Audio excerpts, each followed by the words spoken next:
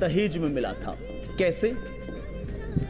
देखो, उससे पहले अगर आप ढंग से मेरे से पढ़ रहे हो और ढंग से मुझे सुन रहे हो, काफी समय से मेरी क्लासेस कंटिन्यू देख रहे हो, तो आपको पता होगा कि मैंने कहा था मंडोर पर किस शाखा का अधिकार था?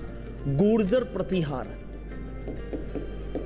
मंडोर पर किसका अधिकार था? गुर्जर प्रतिहार। और मंडोर के पास में गांव कौन सा था? खेड़ू गांव। यहां तक बात समझ में आई? मंडोर के पास में था खेड़ू गांव और मंडोर पर गुर्जर प्रतिहारों का अधिकार था। और मंडोर शाखा में सबसे पहले शासक थे रज्जिल। रज्जिल के बाद में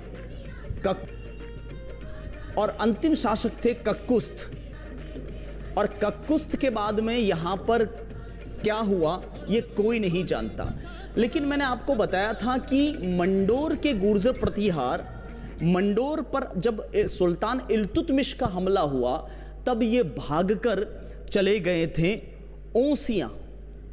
ओसियां वर्तमान जोधपुर में, और ओसियां में ये कहलाए परिहार।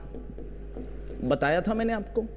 और ओसियां में परिहार शाखा के पहले शासक थे ईंदा। ईंदा परिहार, और ईंदा का बेटा गेमा, और गेमा का बेटा पोमा, और पोमा का बेटा था जिसका नाम था नेता परिहार। नेता परिहार।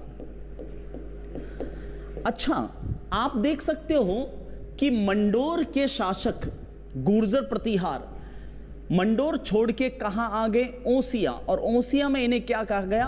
परिहार। और ओसिया में नेता परिहार जो थे उनके पूर्वजों की प्रॉपर्टी थी मंडोर, है ना?